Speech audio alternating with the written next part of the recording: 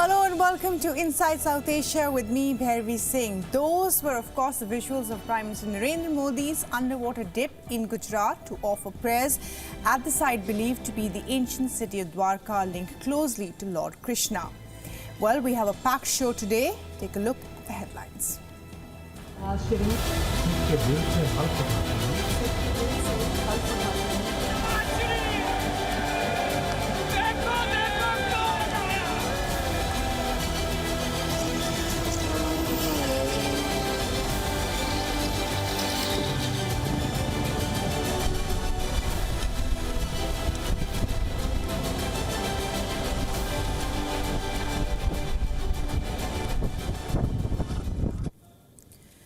Well, first up, Pakistan has a new government. The Sharif family is back in the power seat, aided by the Pakistan People's Party and Bilawal Bhutto Zardari. Well, Nawaz Sharif has decided to take a back seat. He is propping a new star. His daughter, Maryam Nawaz, is the latest entrant to electoral politics. She is also the first woman chief minister of Pakistan's Punjab province.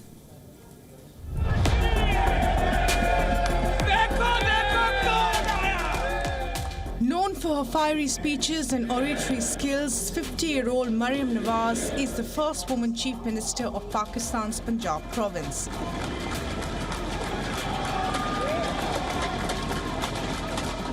Maryam Nawaz has big shoes to fill. It's a position that has been held by 3 other members of the Sharif family, including father Nawaz Sharif and uncle Shahbaz Sharif. Punjab has been a key political bastion of the PMLN and is also Pakistan's most populous state, accounting for 60% of the country's GDP.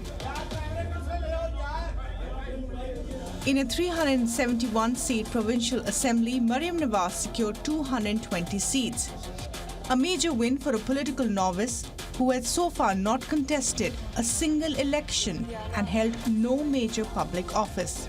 Her new role, a litmus test for her political acumen.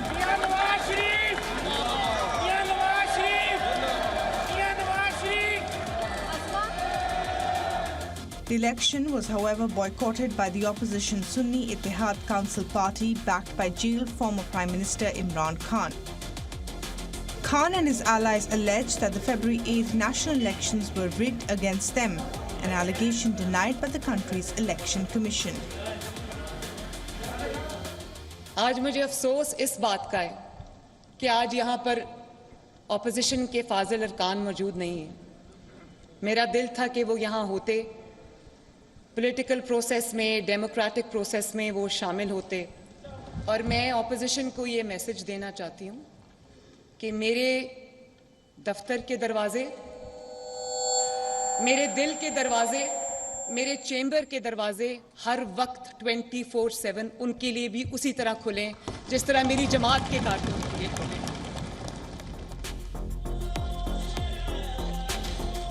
Maryam entered mainstream politics in 2017 when she and her father Nawaz were jailed on corruption charges. In 2019, she led a countrywide campaign against Imran Khan's government, making her political debut on the national stage. Taking on Khan's political might with a revamped social media campaign. Born in 1973, Maryam studied English literature. Married to an army officer, she is a mother of 3. The opposition calls her a key member of dynastic politics. Her supporters, the next generation, face for women's rights in Pakistan. Only time will tell if she lives up to those promises. For now, Maryam Nawaz is Pakistan's top newsmaker.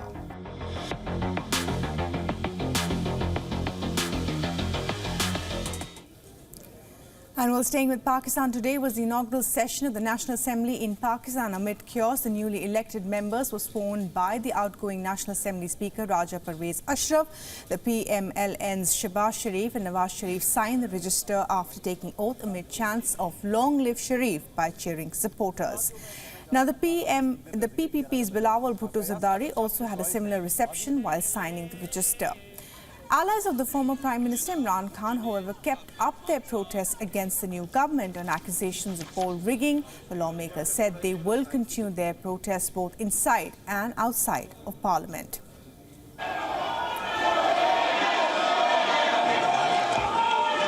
दोनों And according to Pakistan's constitutional provisions, the National Assembly needs to be convened within 21 days of the election. President Arif Alvi initially refused to convene the assembly due to differences with the caretaker government on the issue of the PTI-backed candidates being allotted reserved seats.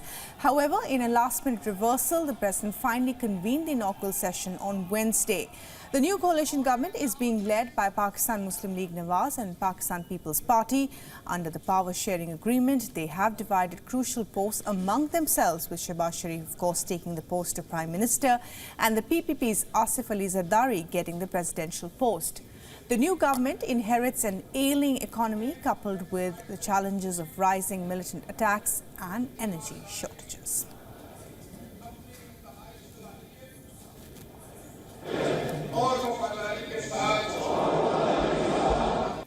Well, dozens of Indians have been duped by agents into fighting for Russian forces in the country's war against Ukraine.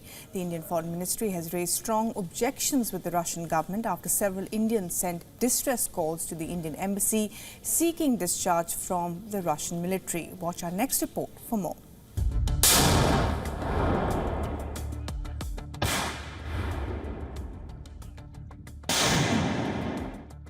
You left so suddenly that we are unable to believe that you are no longer with us. A note at a memorial service held for Hemil Mengukia. The youth from Gujarat, Surat, was killed in a missile strike in Ukraine on the 21st of February. His kin are in shock. They had thought he worked as a helper in Russia. The family of another trapped youth informed them of realities only after Hemil's death. India's Ministry of External Affairs has assured that a string of such cases are being taken up with Russian officials. Concerns have been raised with the Russian embassy in New Delhi. Mohammad Yusuf Kumar, a resident of Kashmir, awaits word, any word, that his son Azad is alive and well. He says 31-year-old Azad signed up to go to West Asia after being promised a job there. Soon afterwards, he came to know Azad had been recruited as a mercenary for the Russian army to fight in Ukraine. Hope and prayer are all he has to fall back on.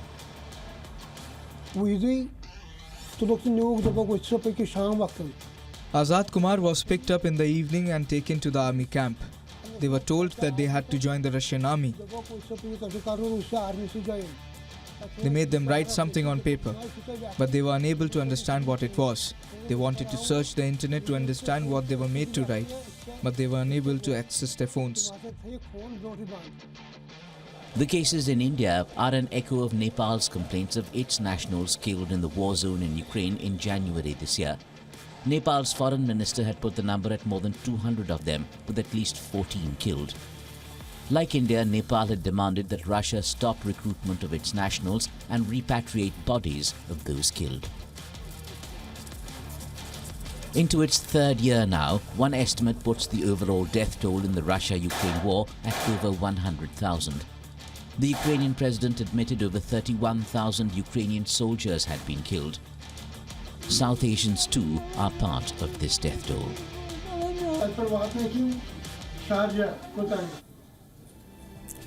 Well, now this is something you won't associate with the Taliban. A sports car, Kabul-based manufacturer, designed and built a supercar Mada last year, and it's drawing crowds in Afghanistan. Take a look at these visuals we're about to show you. And well, traditionally Afghanistan has had an obsession with Toyota cars, but now, in a rare moment, there's also an uptick in interest for sports cars. Motorists were seen on the streets of Kabul lining up for these sports cars.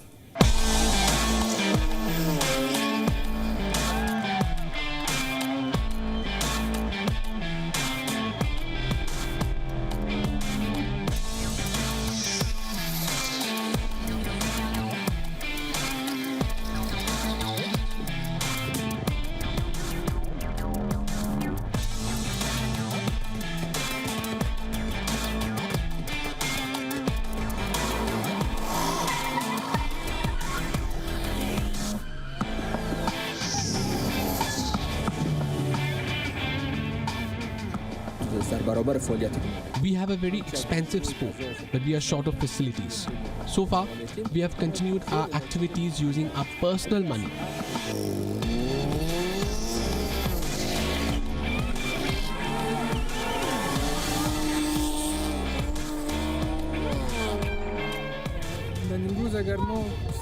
There is a lot of enthusiasm for off-roading as well as for drifting, but because they are not supported, there are no sponsors.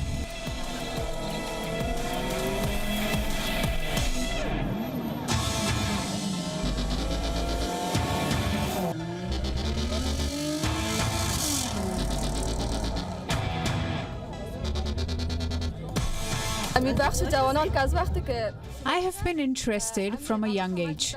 Hopefully, girls can also participate in the sport.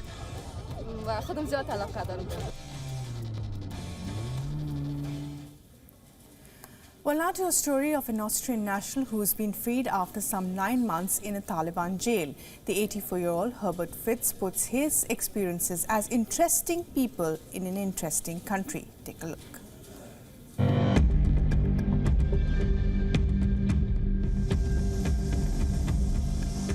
The activist adventurer lands in Doha, Qatar after a mediation effort that lasted several weeks. 9 months in a Taliban jail as a suspected spy, a journey close to the gallows. Could not have been a pleasant everyday matter. Herbert Fritz, however, has a different take.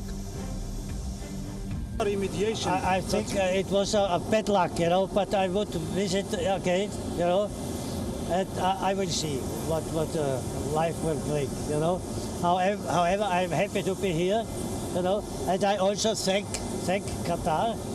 Qatar did it very good now, and I thank very much, It is an interesting country and interesting people, And as I told you, I like them since 2012. A report says Fritz landed in Kabul in 2021, defying warnings against travel to Afghanistan under Taliban 2.0. In writings there, he even cited positives of life in Afghanistan and published an article titled Vacations with the Taliban, a voice against immigration. Things seem to have gone well till he landed in a Taliban jail for spying. Afghanistan. They were quite nice people, but there were some foolish people also. I'm sorry, but they tried to help. This is a normal people, but somehow thought they must, well, that's life. Fritz getting out of Afghanistan alive is a big win for Qatari mediation efforts, a smaller version of the role it's playing in the Israel-Hamas war. So Qatar is going to work always for mediation and dispute settlement and the channel of peace and stability in the region, inshallah. Gun-toting, aggressive, misogynist bullies. That's the worldview of the Taliban in Afghanistan. The first-hand version from Herbert Fritz suggests things that are more than just black and white. Well, Nepal is all set to make electronic chips for Everest mountaineers mandatory. How will it impact rescue missions? Up next, a focus on changes in Nepal's policy for Everest climbers down the decades. A video that created a sensation. The star is a Nepali Sherpa who rescued a Malaysian climber from Mount Everest's death zone. The 6-hour rescue operation emerged as hope. In one of Nepal's worst ever climbing seasons, 18 people had died on the slopes. Many hailed the Sherpa's heroism, and his bravery drew focus to the difficulties of Everest rescue missions. Overcrowding and a growing number of inexperienced climbers are cited as key factors for tragedies on the world's highest peak.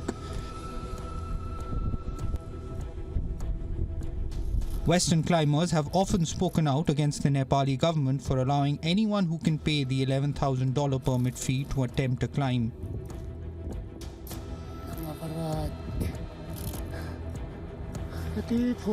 Risks rose manyfold last year with a record 478 permits issued.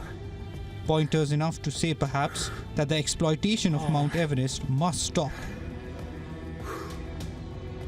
The Nepal government has initiated a series of measures to ease rescue efforts. Electronic chips, enabling a continuous tracking on the slopes, have been made mandatory for all climbers. They will cost $10 to $15 and will be fitted onto jackets. The rules are expected to come into effect with the start of the spring climbing season, which begins in March.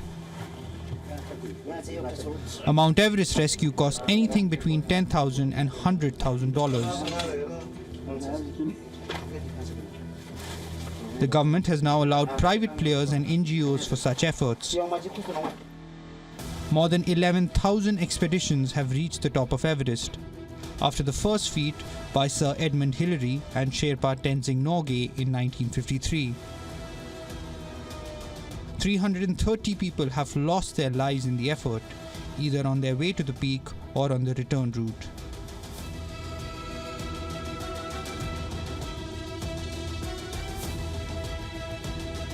Even the Everest base camp at an altitude of 5,364 meters poses multiple challenges. It becomes extremely dangerous to conduct rescues from there to the peak, as storms, avalanches, and extreme weather conditions often interfere. 9 people died on the peaks in 2019. The ground is shaking. In 2015, a major earthquake triggered an avalanche on Pumori that partly buried Everest Base Camp. A total of 18 people died that spring. Oh! Oh! No!